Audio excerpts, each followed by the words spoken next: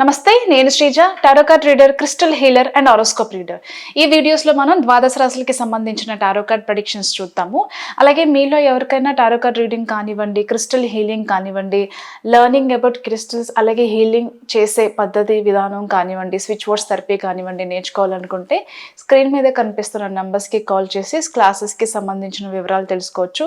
అలాగే natural and non heated ఏవైతే gem stones ఉంటాయో, క్రిస్టల్స్ ఉంటాయో, మాలలు కానివ్వండి, పెండెంట్స్ కానివ్వండి, రింగ్స్కి సంబంధించి ఎవరైనా సరే ఇదే నెంబర్స్కి కాల్ చేసి సంప్రదించవచ్చు.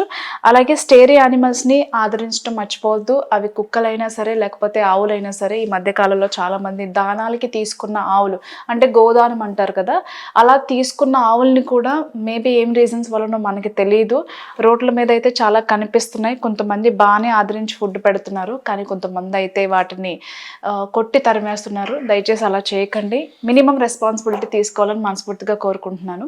అలాగే ఈ ప్రెడిక్షన్స్ వచ్చేసి మనకి డిసెంబర్ 1వ తారీఖు నుంచి 7వ తారీఖు వరకు కూడా వర్తిస్తాయి. మీనరాశి టారో కార్డ్ ప్రెడిక్షన్స్ చూద్దాము. మీనరాశికి సంబంధించి హెల్త్ మీద కేర్ అనేది చాలా అవసరం అండి, గుర్తుపెట్టుకోండి. మీకు ఏదైనా దీర్ఘకాలికంగా ఉండే అంటే పెయిన్స్, చాలామంది క్రానిక్ పెయిన్స్ ఉంటాయి కదా, నీ pains, shoulder pains, back pains ఇలా ఉంటాయి కదా, వాటిని దయచేసి నెగ్లెక్ట్ చేయకండి. అలాంటి పెయిన్స్ ఎక్కువ ఉన్న వాళ్ళు ఈ వీక్లో దయచేసి ట్రావెల్ చేయాల్సి వస్తే మాత్రం చేయకుండా ఉండడానికి ఎక్కువ ప్రయత్నం చేయండి. ట్రావెల్ చేసినట్లయితే కనుక అవి మీకు లైఫ్లో తీరనటువంటి బాధగా మిగిలిపోయే అవకాశం ఉంది. దయచేసి అది గుర్తుపెట్టుకోండి. నడవడానికి కూడా ఇబ్బంది పడతారు. కాబట్టి ఎవరికైనా సరే ఒకవేళ ఈ ప్రాబ్లమ్స్ ఉన్నాయి, తప్పట్లేదు, ట్రావెల్ చేయాలి అని అనుకుంటే గుర్తుపెట్టుకోండి, మీ లైఫ్లో మీకన్నా మీ ఆరోగ్యం కన్నా ఏది ఎక్కువ కాదు.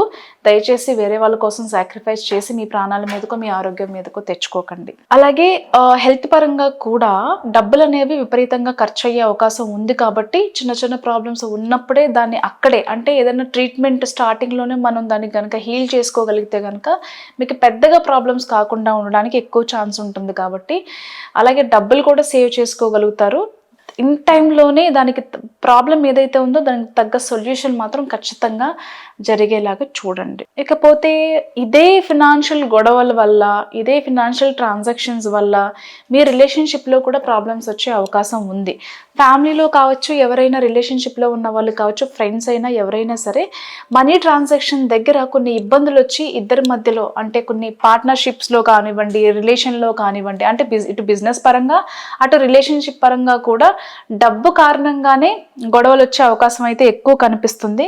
కాబట్టి ఆ విషయాల్లో ఎక్కువ కేర్ తీసుకోండి. అంటే ఈగోయిస్టిక్ ప్రాబ్లమ్స్ ఉండడం వల్ల కానివ్వండి, మిస్అండర్స్టాండింగ్స్ ఉంటే కూర్చొని మాట్లాడుకోవడం, దాన్ని సార్ట్ అవుట్ చేసుకోవడం లాంటివి అయితే ఖచ్చితంగా చేయండి.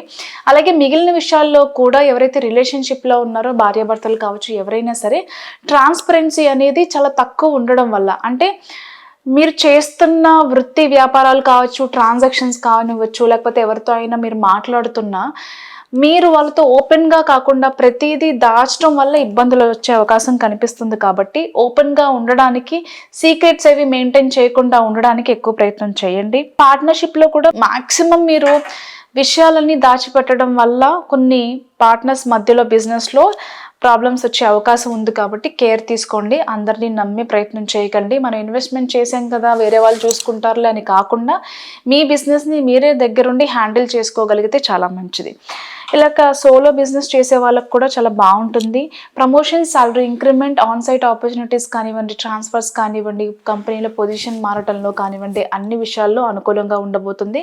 అలాగే కెరియర్ చేంజ్, జాబ్ చేంజ్కి కూడా చాలా అనుకూలంగా ఉంది.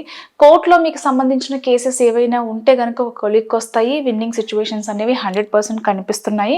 అలాగే పొలిటీషియన్స్ ఎవరైతే ఉన్నారో, కొంచెం పబ్లిక్ సెక్టార్లో కావచ్చు, ప్రైవేట్ సెక్టార్లో కావచ్చు, ఉన్నత స్థాయి వ్యక్తులు ఎవరైతే ఉన్నారో ఈ వీక్లో మీ శ్రమకి లేకపోతే మీ టాలెంట్కి లేకపోతే మీరు చేస్తున్న సేవలకి తగిన గుర్తింపు లభిస్తుంది. ప్రతి ఒక్కరు మీ గురించే మాట్లాడుకునే విధంగా మీ మాటలు, మీ బిహేవియర్, మీ పద్ధతి కానివ్వండి, మీరు చేసే సేవలు కానివ్వండి అందరూ గుర్తిస్తారు. మిమ్మల్ని ఒక స్పెషల్ పర్సన్గా ట్రీట్ చేసే అవకాశం అయితే కనిపిస్తుంది. All the best.